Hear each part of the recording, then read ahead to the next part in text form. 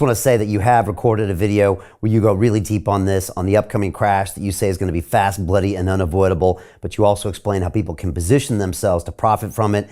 Again, people can watch that video at londonreal.tv/Jim. I highly recommend everyone watch that video. It won't be available on socials. $40 billion being removed from a bank in 24 hours. Like, I didn't even think that was possible. And put that on top of, or maybe that's because of, the rumors spread so fast. And again, you've lived through this at Long-Term Capital Management in '98, and you've seen, like you said, a litany of bank failures. Tell me about this one and how it's different now, and I guess forevermore, with the fact that we've got Twitter, we've got social media, and we've got electronic banking. I actually still am flabbergasted that people like Peter Thiel could take out billions kind of online. I remember famously, Jim, when the mortgage crisis happened here, I wanted to get my money out of NatWest. And funny enough, when I called them, they wouldn't let me do it on the phone. They said, you have to come into a branch. And I said, oh, I see what you're doing. You're trying to stop a bank run. I'm like, I'm sure that's not legal, but I get it. They were putting frictions in place. I had to go and line up with 100 people. And then by then it was either going to be over, or I couldn't do it, or it would slow it down. But speak on maybe how fast the rumors spread, and then how fast people could get the money out, how that's different than the previous ones you've seen. Well, you make a very good point, Brian. So let's go back to either Brazil, Mexico, Argentina, the Latin American debt crisis, broadly defined of the early 1980s.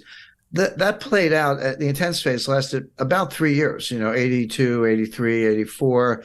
It wasn't until 1990 that we got around to Brady bonds, which were the ultimate refinancing technique. But the intense period lasted about 3 years. Come forward to 1998, long-term capital management.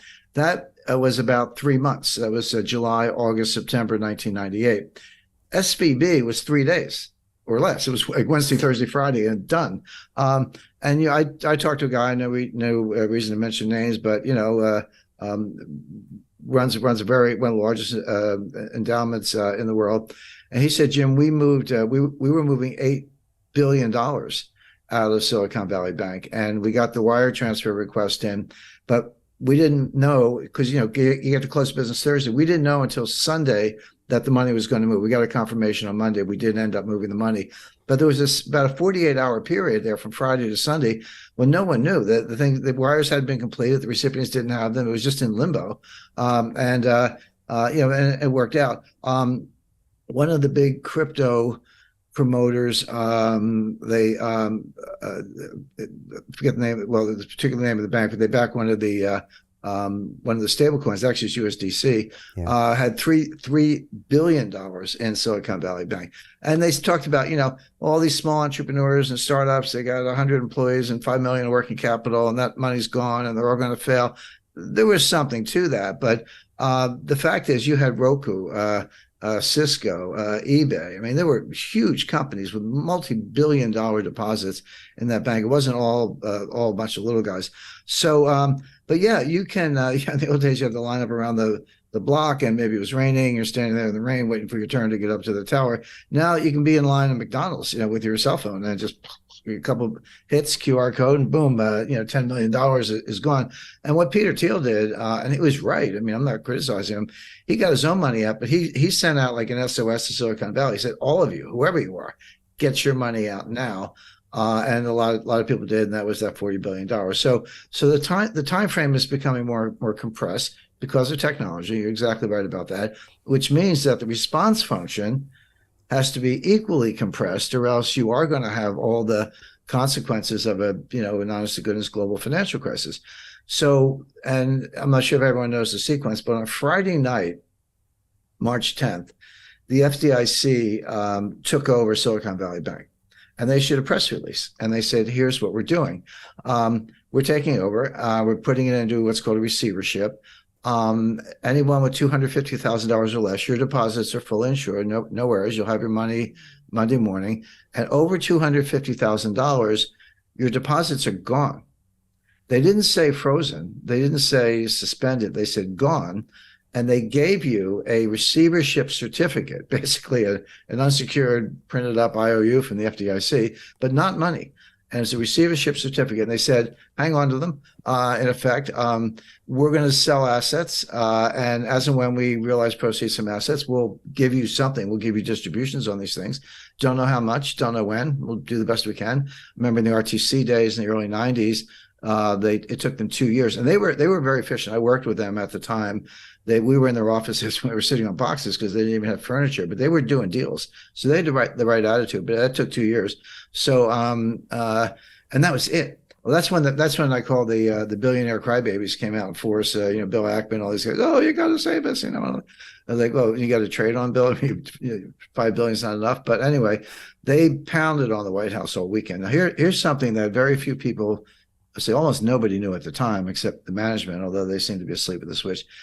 Everyone's like, yeah, startups, venture capital. There's a lot of truth to that. 97% of the deposits of Silicon Valley Bank were uninsured.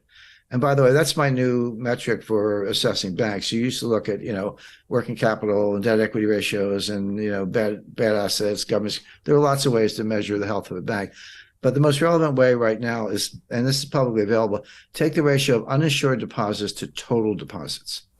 30% is comfortable. If you're like, 70% of my deposits are insured, which means they're not panicky. They're not necessarily going to run for the hills. 30%, okay, uninsured, but I have assets. I have that much cash or more. That's a comfortable ratio. When you get over 50, you're in the danger zone. Well, Silicon Valley Bank was 97% uninsured, which meant all the money was going to run, and it did. So that's a way, if you're looking at these big banks or any institution or your own savings institution, to look at it.